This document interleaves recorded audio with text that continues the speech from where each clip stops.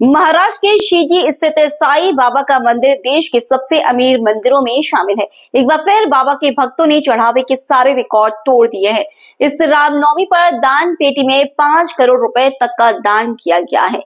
साईं बाबा संस्थान ट्रस्ट शिरडी द्वारा आयोजित 3 दिवसीय श्री रामनवमी उत्सव 5 अप्रैल से 7 अप्रैल तक चला। इस विशेष अवसर पर लगभग 2.5 लाख श्रद्धालुओं ने साईं बाबा के दर्शन किए और संस्थान को 4,26,07,182 रुपए की कुल दान राशि प्राप्त हुई। इसकी जानकारी संस्थान के उप मुख्य कार्यकारी अधिकारी भीमराज दराड़े ने।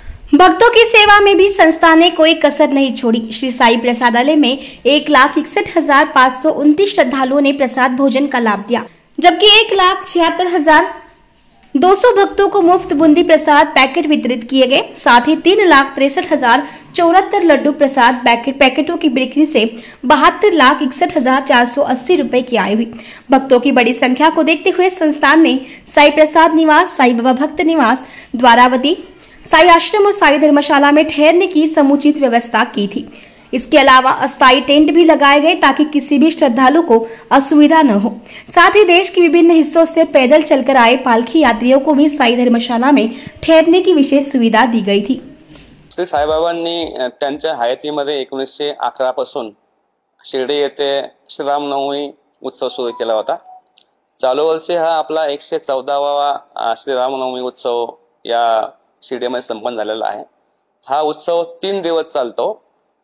या वर्षी 5 एप्रिल ते 7 एप्रिल हा उत्सवाचा कालावधी होता। या उत्सवाच्या कालावधीमध्ये साधारणतः 2.5 लाखापेक्षा जास्त साई भक्तांनी साई दर्शनाचा लाभ घेतलेला आहे।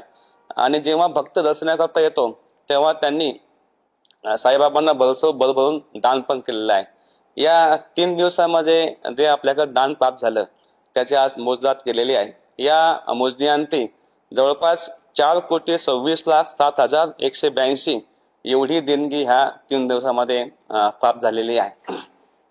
या देणगीचा आपण तपशील बघितला तर यामध्ये 1,67,89,078 एवढी रक्कम दक्षिणा पेटीमध्ये प्राप्त झालेली आहे।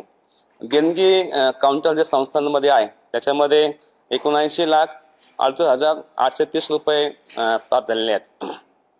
आपल्याकडे आरती पासेस आणि दर्शन पासेसच्या माध्यमातून 47,16,800 एवढी रक्कम प्राप्त झालेली आहे।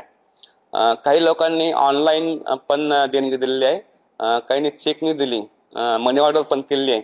याच्या माध्यमातून 1,24,15,214 एवढी रक्कम प्राप्त झालेली आहे। काही भक्तांनी सोने पण दान केलेले आहे। हे सोने जवळपास 83 ग्राम एवढे सोने देणगी स्वरूपामध्ये प्राप्त झालेले आहेत। या सोन्याची आपण किंमत बघितली तर ती 6,15,782 एवढी होते। काही भक्तांनी चांदी पण दान केलेली आहे। 2,030 ग्राम एवढी चांदी या दान स्वरूपात प्राप्त झालेली आहे। चांदीची किंमत बघितली तर ते 1,31,478 रुपये एवढी होते। या साई भक्तांनी जे साई भक्त दर्शनाकरता आले त्या साई भक्तांच्या आपण भोजनाची पण व्यवस्था केली होती। या उत्सव कालावधीमध्ये जवळपास साई प्रसादालयामध्ये 1,61,529 एवढ्या साई भक्तांनी प्रसादाचा लाभ घेतलेला आहे। जे भक्त दर्शनाकरता आले त्यांना आपण बुंदीचं पाकिट हे त्यांना प्रसाद म्हणून देत असतो। या कालावधीमध्ये 1,76,200 एवढ्या भक्तांना बुंदी प्रसादाचं वाटप केलेले आहे। काही साई भक्तांनी जे लाडूचे पाकिट असतात ते पण घेतलेले आहेत।